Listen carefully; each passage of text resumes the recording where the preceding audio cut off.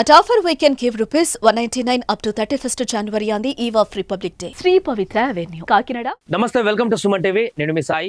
దేశంలో మరో దారుణ సంఘటన, సభ్య సమాజం తలదించుకునేటువంటి అత్యంత పైశాచిక ఘటన అయోధ్యలో జరిగింది. అయోధ్య రామ మందిరానికి ఎంతో పేరుగాంచినటువంటి ఆ ప్రాంతంలో దేశవ్యాప్తంగా ప్రపంచవ్యాప్తంగా కూడా రాముని జన్మస్థలంగా భావించేటువంటి ఆ ప్రాంతంలో ఒక అయోధ్య అద్భుతమైనటువంటి టెంపుల్ కూడా నిర్మించిన తర్వాత మొత్తం హిందూ భక్తులందరూ కూడా సంఘటితమైనటువంటి ఒక ప్రాంతంగా ఒక డివోషనల్ క్యాపిటల్ గా భావించేటువంటి అయోధ్యలో అత్యంత దారుణమైనటువంటి సంఘటన, అత్యాచారం జరిగింది ఒక మహిళ పైన. అది కూడా వర్ణించలేనటువంటి విధంగా ఆ ఘటన జరిగింది. దీనికి సంబంధించి అక్కడ ఎంపీ కూడా స్పందిస్తూ బోరున ఏడుస్తూ మీడియా ముందే ఆయన రాజీనామా కూడా చేస్తానంటూ కూడా ఆయన వ్యాఖ్యానించినటువంటి పరిస్థితి చూస్తే అది ఎంత దారుణంగా ఉందో చూడొచ్చు. ఒకసారి వార్త చూద్దాం. చాలా కలిచివేసేటువంటి ఘటన ఇది.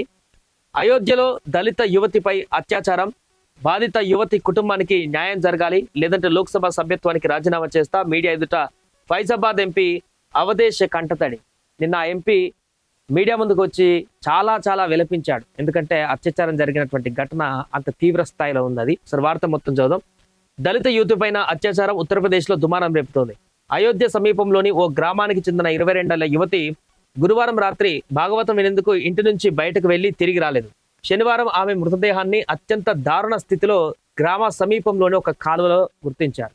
కాళ్ళు చేతులు విరగ్గొట్టి కళ్ళు పీకేయడమే కాక, చూడండి ఎంత దారుణమైనటువంటి స్థితితో, కాళ్ళు చేతులు విరగ్గొట్టి కళ్ళు పీకేసి మర్మావయాలలో కర్రలు దూర్చి అక్కడ నిర్జీవంగా పడిపోయినటువంటి బాడీ కనిపించింది. శరీరం పైన ఇతర చోట్ల తీవ్రమైనటువంటి గాయాలు ఉన్నాయని యువతి కుటుంబ సభ్యులు ఆరోపించారు. యువతి అదృశ్యమైనట్లు పోలీసులకు ఫిర్యాదు చేసినా సరిగా స్పందించలేదని విమర్శించారు. పోస్ట్ మార్టం నివేదిక కోసం ఎదురు చూస్తున్నామని, అది వచ్చాక నిజాలు తేలుతాయని స్థానిక పోలీసులు తెలిపారు. కాగా అత్యాచార ఘటనపైన మీడియాతో మాట్లాడుతూ ఫైజాబాద్ ఎంపీ అవధేశ్ ప్రసాద్ కన్నీటి పర్యంతమయ్యారు. ఓ మర్యాద రామ, ఓ సీతమ్మ తల్లి, మీరెక్కడున్నారు అంటూ రోధించారు. బాధిత కుటుంబానికి న్యాయం జరగాలని, లేదంటే ఎంపీ పదవికి రాజీనామా చేస్తానని హెచ్చరించారు. లోక్సభలో ఈ విషయాన్ని లేవనెత్తుతానని, ప్రధాని మోదీ దృష్టికి తీసుకువెళ్తానని చెప్పారు. చూడండి, చెప్పుకోవడానికే ఒళ్ళు గగుర్లు పుట్టించేటువంటి వార్తలా కనిపిస్తుంది. ఇది చాలా ఇలాంటి ఘటనలు జరిగినప్పుడు దేశవ్యాప్తంగా స్పందించేటువంటి సెలబ్రిటీలా లేకుంటే మిగతా వారా, సోషల్ యాక్టివిస్టుల, వీళ్ళందరూ ఎడిపోయారో తెలియదు కానీ చెప్పుకోవడానికి అత్యంత హేయమైనటువంటి స్థితిలో ఆ బాడీ కనిపించింది. ఆ కాలువలో ఆమె కాళ్ళు చేతులు కళ్ళు పీకేయడమే కాకుండా మర్మంగాలలో కర్రలు కూడా ఉన్నాయంటే అర్థం చేసుకోండి ఎంత నీచ స్థితిలో ఆ దుండగులు, రాక్షసులు ఆ అమ్మాయి పైన అత్యాచారం చేసి చంపేశారో స్పష్టంగా అర్థమవుతుంది.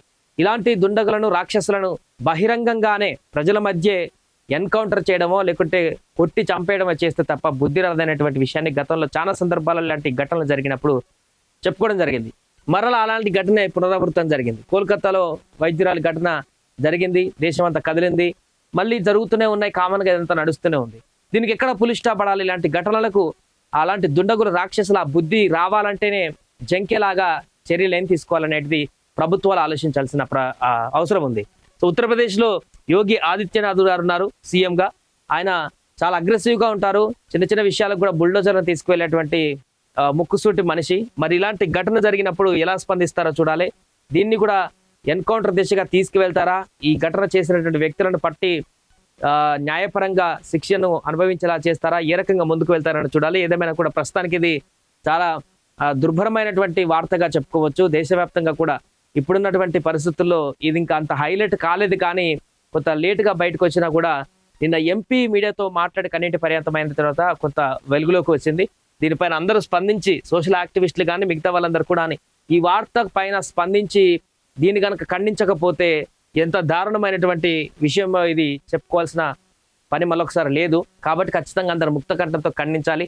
ఇలాంటి ఘటనలు జరగకుండా ఉండేందుకు అలాంటి రాక్షస ఆలోచనలతో కూడుకున్నటువంటి వ్యక్తులకు భయం కలిగేటువంటి విధంగా శిక్షలు ఉండాలి, బహిరంగ శిక్షలే ఉండాలి. అవసరమైతే సొంత నిర్ణయాలు కూడా కొన్ని ప్రభుత్వాలు తీసుకొని ముందుకు వెళ్లాల్సిన అవసరం అయితే ఉంటుంది. అలాంటి వ్యక్తులకు భయం కలిగించేటువంటి విధంగా ఏదేమైనా కూడా ఆ మహిళకి, చనిపోయినటువంటి యువతికి న్యాయం జరగాలి, ఆ కుటుంబానికి న్యాయం జరగాలని కూడా కోరుకుందాం.